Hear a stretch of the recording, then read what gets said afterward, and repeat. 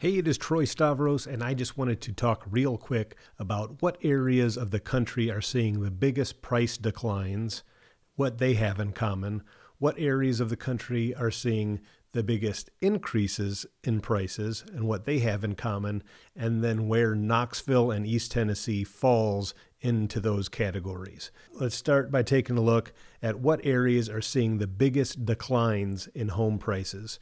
So instead of going over this whole list, we're just going to take a look at the top 5. They all show the same thing, but I'm just going to show you the top 5 and what they have in common. So Austin, Texas, from June of 2022 has seen a 15.25% decrease in their home prices.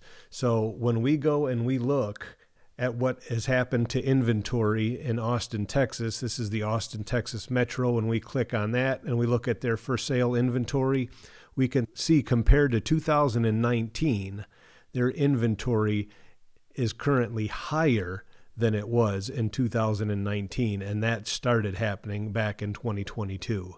So this is something that we need to look at, and we're going to compare it with these other cities as we go along here. So what's the next one? Boise, Idaho. Let's go back here. Let's go to Boise, Idaho, and see what their inventory situation looks like compared to 2019. So when we go to the Boise metro area, we click on that, look at the inventory. Again, if we look at where they are now and last year compared to 2019 pre-pandemic, their inventory was above where they were in 2019. All right, what's the next one? Third on the list is New Orleans. Let's take a look at New Orleans and see where their inventory is. So we're going to look at New Orleans Metro. Here they are in 2019. Right now they are more inventory than they were in 2019, similar to the other ones that we've looked at so far. All right, number 4, San Francisco. Let's look and see what that looks like. Their inventory in 2019 was here. You saw it shot up basically even with it in 2022 and then has come down. But that high increase in inventory, which brought them to the same level as 2019, definitely had effect on their home prices. And then let's look at the last one, which was Reno, Nevada. Let's take a look at Reno. Again, they were here. Their inventory came back up to about where it was even with 2019 and then started coming down, but definitely affected their home prices. These big shoot-ups in inventory that happened that brought them back even to or higher than 2019 definitely affected their home prices. And that can be seen with everything that was on that list. So let's take a look and see where the biggest increases in home prices happened since the 2022 peak. Okay, Fayetteville, North Carolina. Let's take a look and see what happened there. You can see 2019, and this is where they are now. They are still well below where they were in 2019 as far as inventory. They have had a slight increase, but it hasn't been a big jump up like we saw in all of those other metros that are hurting as far as home prices. Okay, what's the next one? Savannah, Georgia. Let's take a look and see what's happening in Savannah, Georgia.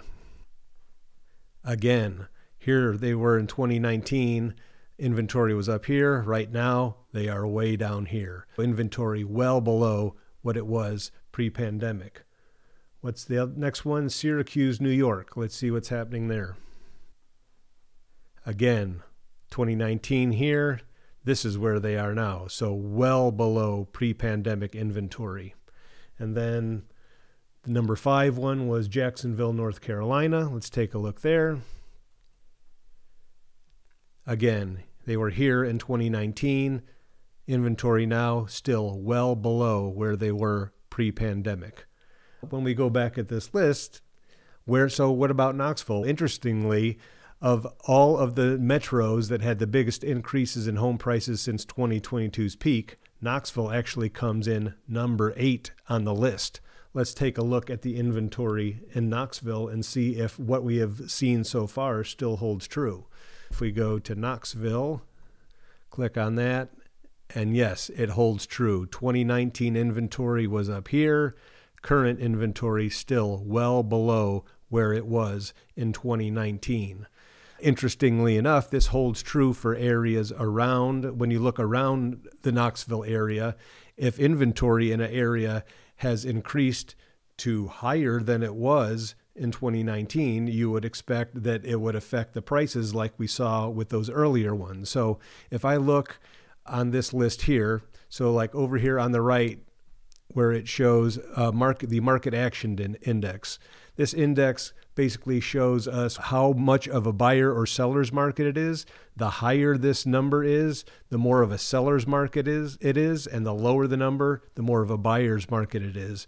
But it doesn't enter a buyer's market until it hits the number 30 or below. We can see everything on this list here is above 30 except one. So everything is still a seller's market except one of these, and that is this one right here down at the bottom, Sevierville, Tennessee. So if we go back and we take a look and see what is happening with the inventory in Sevierville, and there you can see their inventory situation. Here in 2019, they were here, and now they are well above where they are compared to pre-pandemic. So hopefully that can show you that we are in good shape here in East Tennessee and in Knoxville. Sevierville is in a different situation because of their inventory situation, but we are still in really good shape because our inventory is currently significantly below where it was in 2019. Okay, hope this has been helpful. If you have any questions about this, don't hesitate to reach out, and we will talk to you soon.